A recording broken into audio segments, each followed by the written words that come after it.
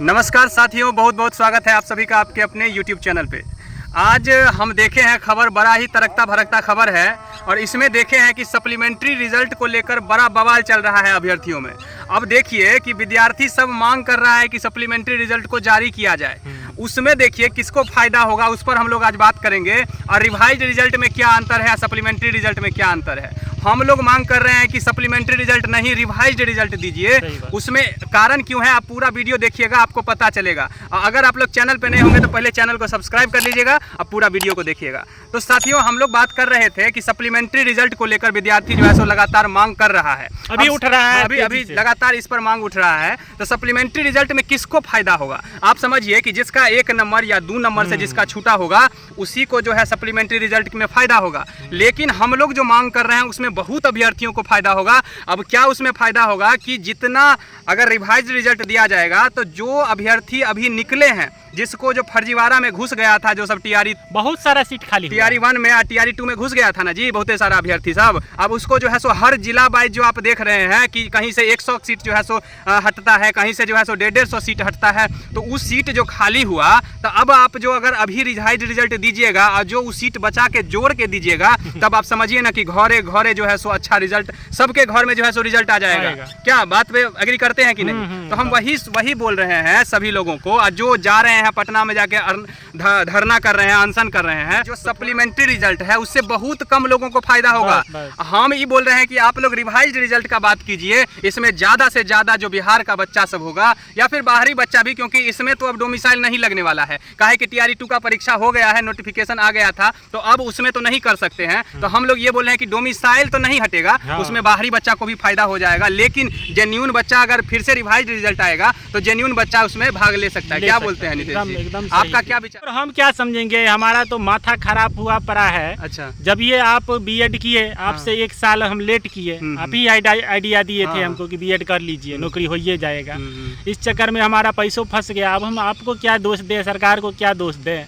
हम तो बुरी तरीके से फंस गए, सीटेट एस्टेट कर लिए हैं। लेकिन उसके बाद जो ये नाटक चल रहा है, हमको ये छोड़िए रिवाइज रिजल्ट, सप्लीमेंट्री रिजल्ट, जब इतना फर्जीवाड़ा के तहत घुसिए रहा है तो हमको ये नहीं समझ में आ रहा है कि एगो परीक्षा से आप कैसे तय करेंगे। देखिए इतना बड़ा सिस्टम है, सब विद्यार्थी के पास कुछ ना कुछ जानकारी है। आज सोशल मीडिया के दुनिया में फर्जीवाड़ा, चाहे फर्जी कॉलेज हो, फर्जी डिग्री हो, ये सब किसी से छुपा नहीं है। एक परीक्षा से आप तय करते हैं कि हमारी में विद्वता क्या है, कितनी योग्यता है। आप बीएड का नहीं वैल्यू दे रहे हैं, आप सीटेट का वैल्यू नहीं दे रहे हैं, आप एस्टेट का नहीं दे रहे हैं, मैट्रिकुलेशन हो गया, इंटर हो गया, ग्रेजुएशन हो गया, इस सबसे कोनो मतलब नहीं है। अब जो एगो परीक्षा निकालेगा, और परीक्षा निकाल कौन लेता है? देखिए ना, जो सीटेट पास नहीं है वो नहीं निकाल लेता है। सही बात। तो हमारा समस्या है, जो हमको अब निर्देशित करिए थोड़ा, हमको समझ में नहीं आ रहा है। जब इतना फर्जीवाड़ा के तहत हो रहा है, हम लोग सप्लीमेंट्री और रिवाइज में फंसे हुए हैं, बताइए तो हम लोग का भविष्य क्या होगा? 1 से 1.5 लाख विद्यार्थी जो हम लोगों के बीच में है, जो बॉटनी से, बायोलॉजी सब्जेक्ट से हो गए, हिंदी से हो गए, कंप्यूटरों का गया है बहुत कटअप, मैथ का बहुत कटअप गया है। हमारा क्या होगा? हमें लगता है इस फिर से टीआरई 3 में यदि पेपर लीक नहीं होता है तो फिर से हम लोग नौकरी से वंचित रह जाए। एक को बात होता है ना, या तो पेपर लीक होता है, नहीं तो अंदर सेट होता है। तो अब उसमें जो जेन्युइन बच्चा रहता है, जो तैयारी करता है, जो अपना पूरा 6 महीना साल भर जो है सो दे रहा है, वो सब फंस जाता है। क्योंकि उसके पास तो कोई जुगाड़ नहीं रहता है कि भाई ना ही पैसा रहता है उतना जो जाके 15 लाख या 10 लाख दे दे, और ना ही जो है सो पेपर लीक में जो है सो कहीं से शामिल हो सकता है। नहीं हिम्मत है भैया लाठी खाने का। बिल्कुल बिल्कुल। हम लोग का उम्र देखिए बाल पक गया है। अब हम लोग जाए धरना करने के लिए तो हमारा अपना अधिकार गया बाहर में है, उसके बाद के विद्यार्थी को अधिकारों मिलेगा तो हमारा क्या मिलेगा? सही बात है। अभी देखे हैं ना, जो लोग डोमिसाइल के लिए जाते हैं लड़ने के लिए, आज देखिए उस सब का मुंह पान फोड़ के नकबासा चेंज कर दिया है, पूरा हालत खराब। उसके साथ कितने आदमी खड़े हैं? कोई नहीं है? कोई नहीं खड़ा रहता है भाई। जो आंदोलन में जाता है और वहां से पिट के आता है, तो उसी पर सब मजाक उड़ाता है। उसका घरों का लोग मजाक उड़ाता है कि तुम्हारा क्या दिक्कत था, तुम काहे गए लड़ने के लिए। वो जब सबके लिए लड़ने जाता है, फिर भी उसके साथ कोई नहीं खड़ा रहता है, तो कौन किसके लिए जाएगा? हम तो कहते हैं इनडायरेक्ट रूप से लाठी हम लोगों पर लगता है। लग ही रहा है। क्या घर में बैसल है, देख लीजिए ना। बिल्कुल। 9, 10 और 6 to 8 ये क्लियर रूप से है कि इसमें बहुत फर्जीवाड़ा बहुत बड़ा हुआ है। क्या है कि इलाके में रिजल्ट नहीं है। हाँ 11th 12th में क्या है कि शिक्षक बहाली बहुत बड़का बहाली था। हाँ। तो 11th 12th में नौकरी हुआ है, वो में बहुत कम नंबर वाले सबको उठा के भर दिया है।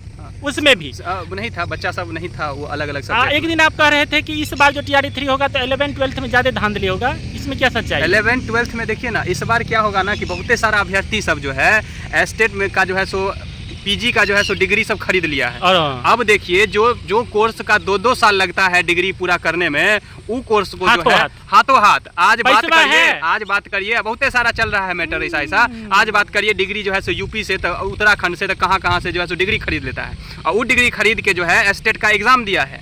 स्टेट का एग्जाम दिया है तो वो कहीं ना कहीं पास करिए जाएगा। भाई 50% स्टेट में लाना रहता है, तो कोई भी जो है ना एरा जो थोड़ा भी अपना सब्जेक्ट का अगर पकड़ होगा ले आएगा, वो पास कर जाएगा। पूछा क्या है स्टेट में आप देखिए नॉर्मल देखे ना, आपका पूरा बेसिक जो आपका है सिलेबस है उसको बस देख लीजिए, आराम से टिक मार के चले आइएगा। स्टेट से तक कम कट ऑफ चला गया आपका बीपीएससी में 11th 12th का बात करते हैं। तो वही बोल रहे हैं कि जो सब स्टेट का अपना सर्टिफिकेट बनवा लेगा, मतलब कर लेगा, निकाल लेगा, और उसके बाद आराम से बीपीएससी में बैठेगा। और राजा महाराजा जमाया नहीं होता है, जमाया तो जमाया के जैसे उसको घर पे बुला लेगा बीपीएससी के, आइए हम आपको नौकरी देते हैं, काहे कि 39-40 नंबर पे नौकरी हो जाता है। तो इस बार तो और बड़का जो है सो होने वाला है धांधली, मतलब हवा में हम लोग उड़ रहे हैं, अंदर सारा सेट हो रहा है। हम सरकार से निवेदन करना चाहते हैं, जो पुरनका जो भर्ती का प्रक्रिया था उसमें कम से कम निष्पक्षता था बहुत हद तक।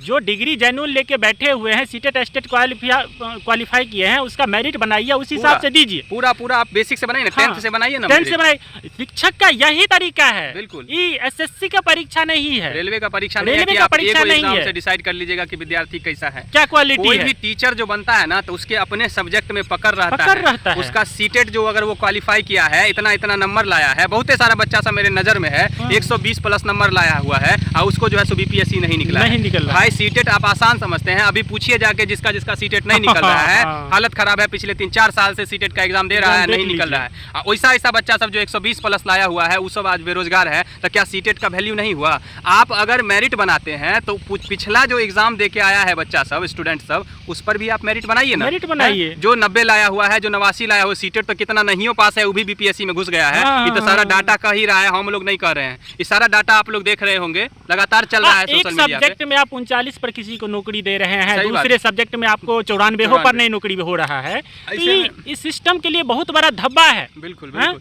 थोड़ा सा हम लोग का मांग यही है, देखिए बात को अगर कंक्लूड किया जाए इस मुद्दा को, तो हम यही समझते हैं कि आप लोग अगर या तो एग्जाम पूरा निष्पक्षता से लीजिए और उसमें कोई धांधली नहीं होना चाहिए, ना ही पेपर लीक हो और ना ही पैसा का मामला कुछ हो ऐसा सामने में आए सुनने में। और दूसरा बात यह है, अगर पिछला एग्जाम को लेकर अगर आपको रिजल्ट देना है तो आप जो है रिवाइज्ड रिजल्ट दीजिए।